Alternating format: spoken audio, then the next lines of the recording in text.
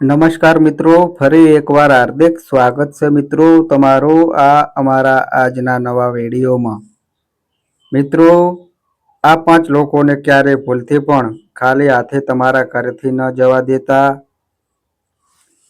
મિત્રો, શું તમે ક્યારે વિચાર્યું છે કે દાન ફક્ત એક પરંપરા નથી, પણ તમારા ભાગ્યને ખોલવાની ચાવી પણ બની શકે છે મિત્રો।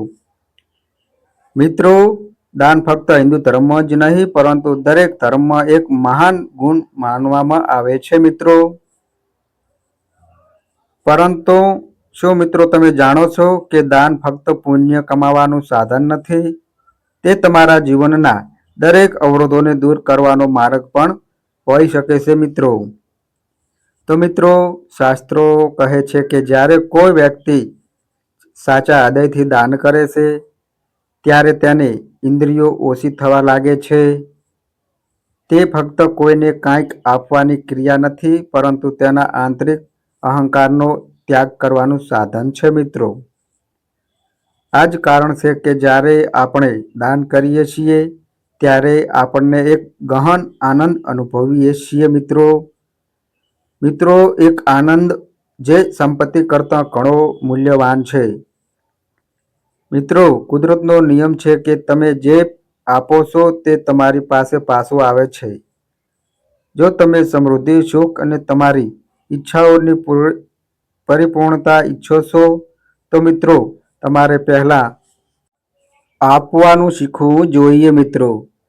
આ જ કારણ છે કે આપણા શાસ્ત્રો દાન પર ખૂબ ભાર મૂકે છે, અને આ જ કારણ છે કે જ્યારે કોઈ નિસ્વાર્થપણે દાન કરે છે ત્યારે તેના ખિસ્સા ખુશીઓથી ભરાઈ જાય છે મિત્રો। શાસ્ત્રોમાં કહેવામાં આવ્યું છે કે દાન આપવાથી વ્યક્તિનું જીવન ખુશીઓથી ભરાઈ જાય છે મિત્રો। અનેક જન્મોના પાપ ભૂસાઈ જાય છે, મૃત્યુ પછી સ્વર્ગ પ્રાપ્ત થાય છે મિત્રો। અને મિત્રો, જીવનના દરેક સંકટ ધીમે ધીમે ઝાંખા પડવા લાગે છે મિત્રો। આ જ કારણ છે કે મંદિરો અને ધાર્મિક સ્થળોએ દાન આપવાની પરંપરા સદીઓથી ચાલી આવી રહી છે મિત્રો। પરંતુ શું તમે જાણો છો કે ફક્ત મંદિરમાં દાન આપવું પૂરતું નથી? જો કોઈ સાધુ કે જરૂરિયાતમંદ વ્યક્તિ તમારા દરવાજે આવે છે તો મિત્રો તેમને ખાલી હાથે પાછા વળવાને આફત માનવામાં આવે છે મિત્રો। મિત્રો, શાસ્ત્રોમાં કહેવામાં આવ્યું છે કે 5 ખાસ લોકો એવા છે જેમને ક્યારેય પણ ખાલી હાથે પાછા ન મોકલવા જોઈએ મિત્રો। આમ કરવાથી તમારા નસીબને દુર્ભાગ્યમાં ફેરવી શકાય છે મિત્રો। તમારા ઘરમાં આવતી ખુશી ગ્રહણ થઈ શકે છે અને સમૃદ્ધિ તમારી પાસેથી છીનવાઈ શકે છે મિત્રો। પરંતુ મિત્રો, આ 5 લોકો કોણ છે તે જાણવું ખૂબ જ મહત્વપૂર્ણ છે મિત્રો। પરંતુ તે પહેલાં મિત્રો, વિડીયોમાં આગળ વધતા પહેલાં મારી તમને એક નાનકડી વિનંતી છે કે વિડીયોને અંત સુધી જુઓ, તેને બિલકુલ અધૂરો છોડશો નહીં, કારણ કે મિત્રો આ માહિતી ખૂબ જ કિંમતી છે। અને વિડીયોને અન્ય લોકો સાથે મિત્રો શેર કરો, જેથી મિત્રો અન્ય લોકોને પણ ફાયદો થાય। અને મિત્રો, આ અમારી ચેનલ પર એકવાર નવા આવ્યા હોય તો મિત્રો ચેનલને પણ સબસ્ક્રાઈબ કરો, જેથી કરીને મિત્રો તમને શક્ય તેટલી વહેલી તકે આવી માહિતી મળી શકે। અને મિત્રો, કોમેન્ટ બોક્સમાં જય માતા લક્ષ્મી લખવાનું ભૂલશો નહીં। તો ચાલો મિત્રો વિડીયોમાં આગળ જાણીએ। તો જુઓ મિત્રો, વાત એ છે કે અમે ફક્ત સલાહ આપીએ છીએ, તે અમારું કામ છે। હવે તમે માનો કે ના માનો તે તમારી ઈચ્છા છે, પણ મિત્રો હું એક વાત ચોક્કસ કહીશ કે જો તમે માનશો તો તમારી નૈયા પાર થઈ જશે મિત્રો। મિત્રો, આ વિડીયોને અંત સુધી જોયા પછી તમારે કોઈ પણ પ્રકારની સમસ્યાનો સામનો કરવો પડશે નહીં મિત્રો। પછી મિત્રો તમારી ઈચ્છા, તમે પોતે ખૂબ જ સમજદાર છો। તો મિત્રો ચાલો આપણે વધુ વિલંબ કર્યા વિના વિડીયોને આગળ શરૂ કરીએ। તો મિત્રો, હવે આ 5 લોકો વિશે જાણીએ જેમને ક્યારેય ખાલી હાથે પાછા ન મોકલવા જોઈએ। તો મિત્રો, નંબર 1, ધ્યાનથી સાંભળજો મિત્રો, નપુંસક। મિત્રો, મોટા ભાગના લોકો તેમનાથી દૂર રહેવાનું પસંદ કરે છે. પરંતુ જો કોઈ નપુંસક તમારા ઘર, ઓફિસ કે દરવાજે ભિક્ષા માંગવા આવે છે, તો તેમને ખાલી હાથે મોકલવાનું ભૂલશો નહીં. એવું ન કરો. એવું માનવામાં આવે છે કે નપુંસકોને દાન કરવાથી કુંડળીમાં બુધ ગ્રહનો દોષ દૂર થાય છે. જ્યોતિષશાસ્ત્ર અનુસાર નપુંસકોને બુધનું પ્રતીક માનવામાં આવે છે મિત્રો. એટલું જ નહીં મિત્રો, આપણે તેમની સાથે જે રીતે વર્તન કરીએ છીએ તેનો પણ આપણા જીવન પર ઊંડો પ્રભાવ પડે છે મિત્રો. તેથી મિત્રો, આપણે ભૂલથી પણ નપુંસકોનું અપમાન ન કરવું જોઈએ.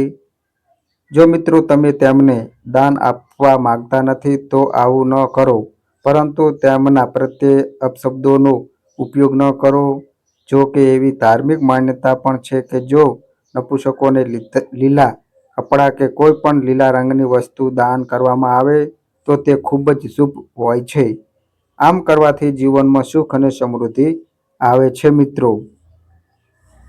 પરંતુ મિત્રો, તેમનું અપમાન કરવાથી બુધ ગ્રહ બગડે છે અને વ્યક્તિને ઘણી માનસિક અને શારીરિક સમસ્યાઓનો સામનો કરવો પડી શકે છે મિત્રો.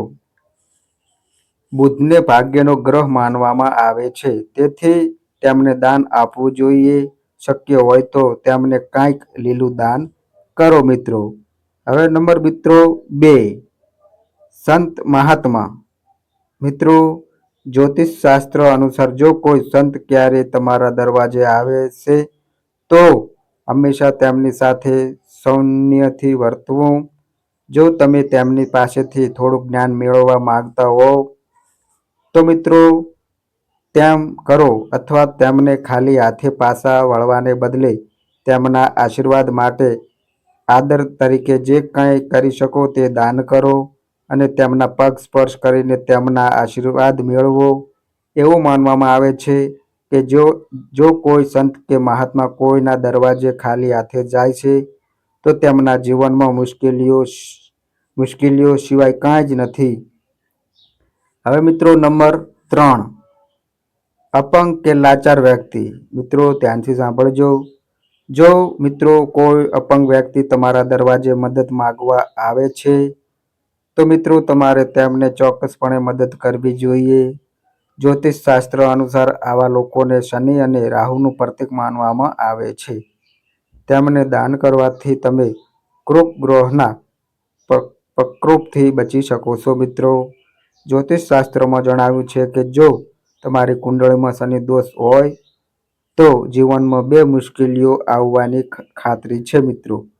પરંતુ ક્યારેક ભલે આપણે જીવનમાં બધું બરાબર કરી રહ્યા હોઈએ, જીવનમાં દુઃખ અને વેદના ઓછી થતી નથી. તો જો તમે પણ કોઈ જરૂરિયાતમંદ વ્યક્તિને ખાલી હાથે તમારા ઘરના દરવાજા પરથી પાછા મોકલી રહ્યા છો તો ધ્યાન રાખો.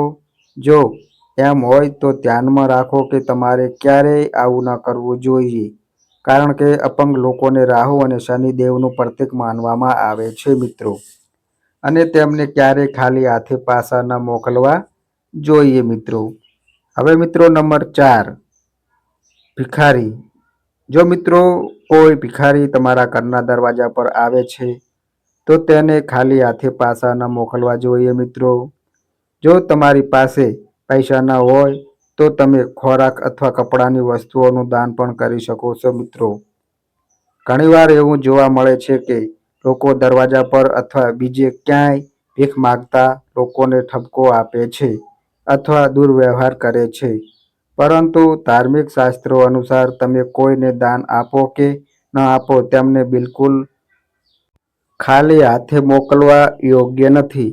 એવું માનવામાં આવે છે કે આમ કરવાથી આપણા સંચિત ગુણોનો નાશ થાય છે.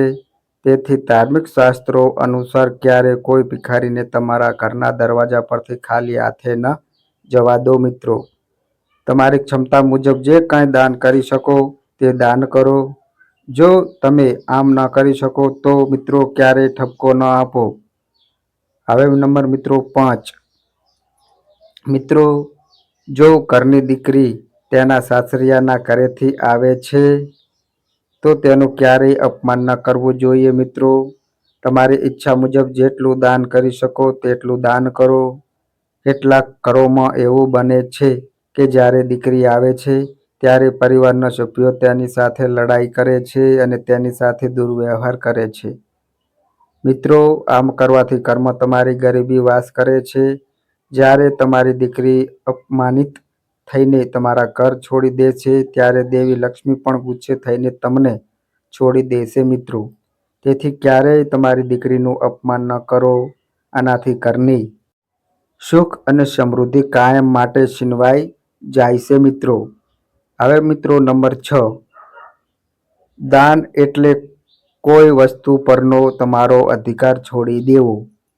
મિત્રો, ગરીબો અને જરૂરિયાતમંદોને અથવા ધાર્મિક સ્થળોએ દાન કરવું એ ખૂબ જ પુણ્ય કાર્ય માનવામાં આવે છે મિત્રો.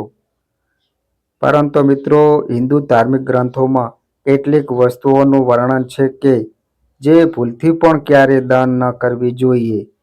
ચાલો જાણીએ કે તે વસ્તુઓ શું છે. સાવરણી ફક્ત સફાઈની વસ્તુ નથી. હિન્દુ ધર્મમાં તે દેવી લક્ષ્મી સાથે સંકળાયેલી છે. એવું પણ માનવામાં આવે છે કે સાવરણી ક્યારેય દાન ન કરવી જોઈએ મિત્રો, નહીં તો તે દેવી લક્ષ્મીને ગુસ્સે કરી શકે છે, જેનાથી નાણાકીય સમસ્યાઓ થઈ શકે છે મિત્રો. શાસ્ત્રોમાં એવું પણ કહેવામાં આવ્યું છે કે ક્યારેય છરી, સોય કે કાતર જેવી તીક્ષ્ણ વસ્તુઓનું દાન ન કરવું જોઈએ.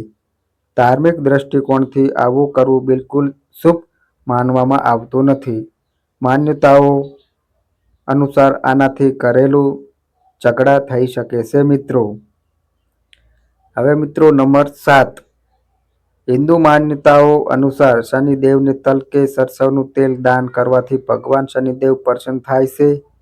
શનિદેવના આશીર્વાદ તો મળે છે જ, પરંતુ એ વાતનું ધ્યાન રાખવું જોઈએ કે ક્યારેય વપરાયેલું કે બગડેલું તેલ દાન ન કરવું જોઈએ, કારણ કે એનાથી શનિદેવ ગુસ્સે થઈ શકે છે મિત્રો અને જીવનમાં મુશ્કેલીઓ વધી શકે છે.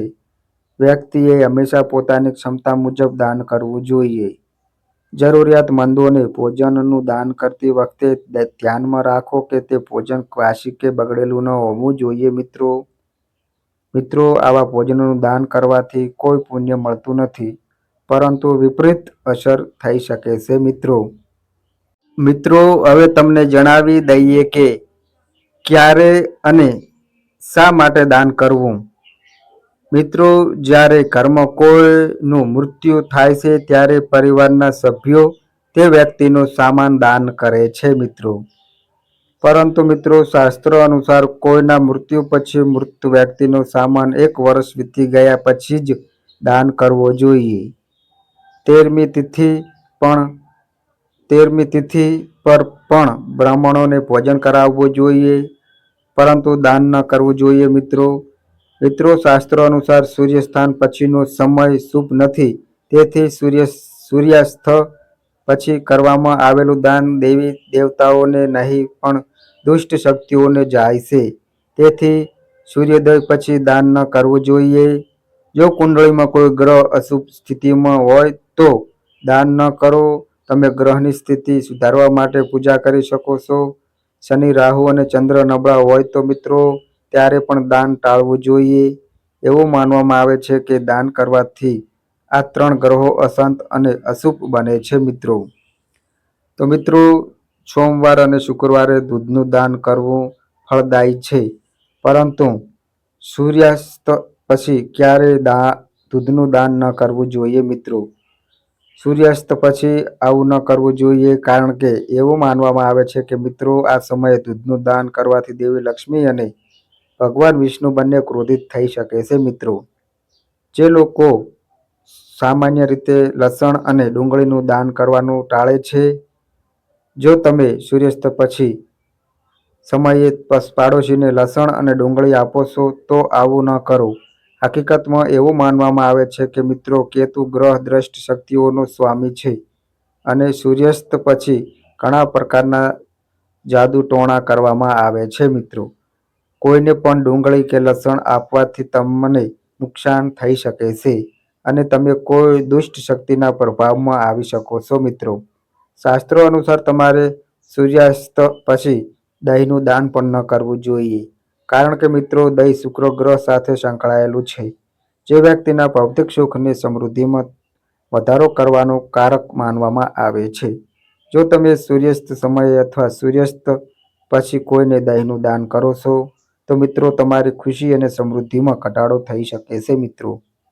તો મિત્રો આ અમારી માહિતી તમને ગમી હોય તો મિત્રો વિડીયોને લાઈક કરો, તમારા મિત્રો સાથે શેર કરો અને મિત્રો કોમેન્ટ બોક્સમાં જય શ્રી લક્ષ્મીમાં સાચા ભાવથી લખી દેજો.